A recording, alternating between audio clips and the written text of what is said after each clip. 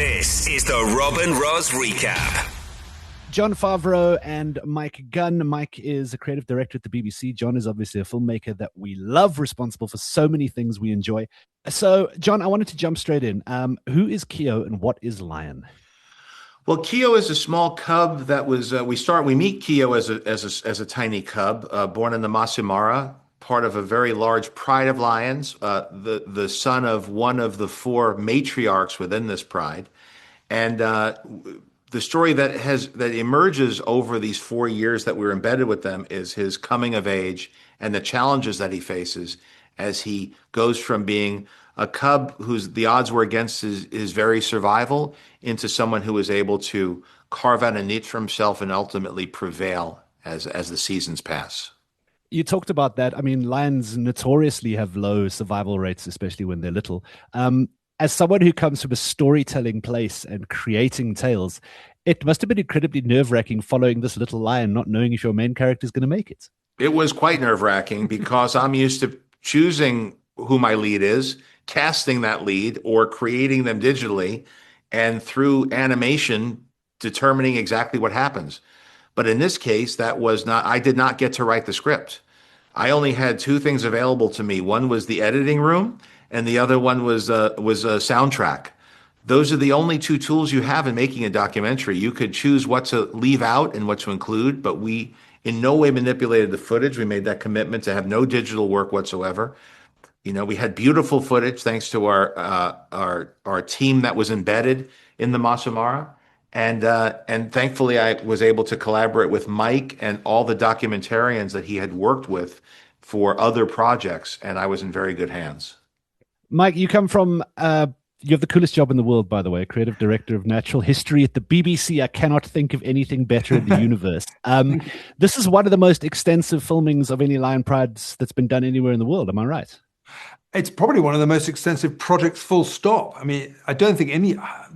who knows? There may be somebody out there with a Super 8 camera or something who's been filming for 20 years. But as far as I know, nobody has had the ambition to follow one pride of lions, and particularly one individual or a pair of individuals religiously for this length of time.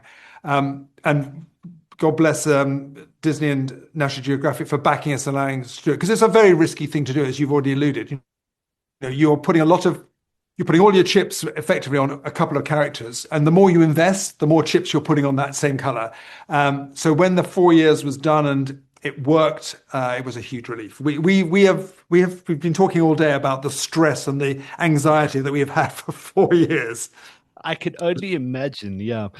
Jon, how do you even start taking 1,000+ hours of footage and building it down into 4 episodes? Like, I can't even imagine the work. Well, it's done methodically in real time as these stories unfold. And then little by little, you abandon these storylines mostly to be able to direct your camera crew where you want the story to be. So you start off following everybody. And I think there were about over a dozen main characters we were following. Potentially, yeah. In fact, we even followed another pride in another part of the park at one point. So, yeah. You don't know what, so it's like it funnels into a narrower and narrower narrative. By the second year, we knew that Keo had better odds and was certainly the most compelling story from a writer's perspective. And so we followed him. Of course, you continue to hedge your bets with following other characters. Not knowing if this was going to be a tragic story or a happy story, an uplifting story. We didn't know. And so then you begin to slowly cull the footage down. They're cutting throughout. So I was watching storylines that related to characters that you've never heard of in this and things that unfolded.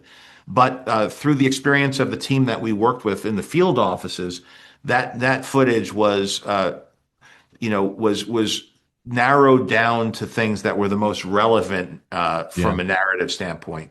And then it became about shaping it. It wasn't until all the footage was ultimately delivered that we felt that we had a full perspective from beginning to end of what story we were going to tell. And of course, Hans Zimmer had come on very early, actually. He came on, I think, in the first year. Yep. And so he was delivering to us, musical beds and themes and related to, but apart from what he had done with me and on The Lion King. And then he began, and even back to the Power of One. He's had musical roots in that part of the world for a long time, and collaborated with people from that were local to where we were filming. And all of this gave it shape. And ultimately, it's an intuitive process to understand it and to shape these stories and figure out how long it was going to be. We didn't know. Yeah. We also filmed it in a way. Right now, we're getting ready to go to a premiere, even though it's for television. We filmed it on these beautiful large format chips that we're going to be watching the premiere in IMAX. Yeah. And it looks beautiful even in that format. So technology really offered the opportunity to elevate all of this, whether it's through the camera work, the sensitive chips for the beautiful lighting, or even the drone footage that we're able to get that you've never had that available. Drones that did not interfere because they were not as loud as the old models. And all of it led to what you saw. And then once we're in the editing room, there I'm comfortable again. Now it's a matter of shaping the story. I didn't have to worry. I wasn't staying up nights biting my nails, worrying about if little Kia was going to make it out of the rainy season. And now we could just do it like you would any other movie. And that's where our level of collaboration, we come from different worlds, but we share the common storyteller sense and knowing how to bring an audience through an experience that was going to make them feel things. And just to add to that, it was just very rigorous as well. I mean, in terms of the photography, we never let the intensity of everything is shot at a particular perspective. It's always the camera's low on the eye line of the animals in their world. So easy to take the easy option, pull the camera up. It's much easier done, but much trickier. But if you are rigorous about that, you always feel you're in that world. You're never let off the hook. It's such an intense experience because you feel you're seeing the world through Kio's eyes, or sometimes through his mother's eyes, or sometimes through the brother's eyes. But it's that intensity of that rigor in the photography and in the storytelling. Every level of this has been quite. We've been talking about how much control. We don't have much control other than our approach. We were absolutely fundamentalist about how rigorous we were about this approach. Well, listen, gentlemen, enjoy the premiere. I cannot wait to watch the first episode and watch the entire thing. I know the whole of South Africa is going to absolutely lap it up. We cannot wait. Thank you so much for your time. Fantastic. Thank you so much. Pleasure talking to you.